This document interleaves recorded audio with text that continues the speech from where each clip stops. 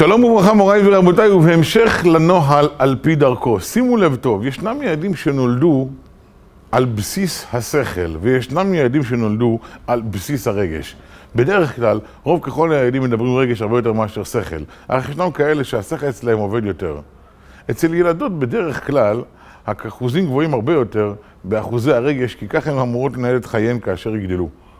מה זה משנה לנו כהורים וכמחנכים? דבר אחד בלבד. באיזה שביל אתה פונה לילד כאשר אתה מבקש ממנו לבצע משימה? באיזה שביל אתה פונה לילד כאשר אתה מנסה ללמד אותו הנהגה נוספת ונכונה? האם אתה פונה לשביל של השכל או לשביל של הרגש? לא זורקים סתם דברים באוויר.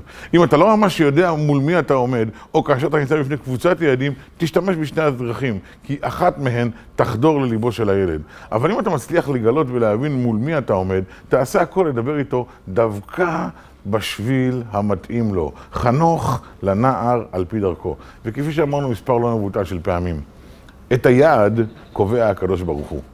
את הסוף אתה קובע על פי דרכו של הקדוש ברוך הוא. אבל את הדרך עד לשם אתה קובע על פי הילד שלך. כי לא דומה דרכו של ילד זה לדרכו של ילד זה. ישנו ילד שהשביל שלו ישר, פשוט וקליל. ישנו ילד שהדרך שלו מפותלת, וישנו אחר שרק על ידי קפיצות יזכה ויבין מה אתה רוצה מהחיים שלו.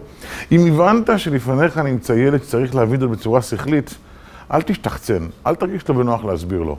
שב איתו על כל פרט ותסביר לו מאלף ועד תף מדוע כך צריכים להתנהג ומדוע זו ההנהגה הנכונה.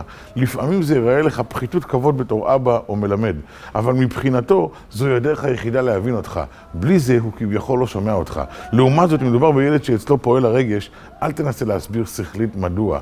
פשוט תדבר אל הרגש שלו. תסביר לו עד כמה אם הוא לא יעשה זאת, כל הסובבים יהיו עצובים. תסביר לו עד כמה בהנהגה הלא נכונה וטובה שלו, כל מי שיבוא איתו במגע לא יאהב אותו וישנא אותו ויגרם לו תחושה של חמיצות בלב. ככל שתפנה לבעל הרגש על פי רגש ולבעל השכל על פי שכל, תזכה לקיים גם את הכתוב חנוך הנער על פי דרכו וגם את ההמשך, גם כי יזקין לא יסור ממנה. והצלחה רבה לכולנו וברוכים תהיו.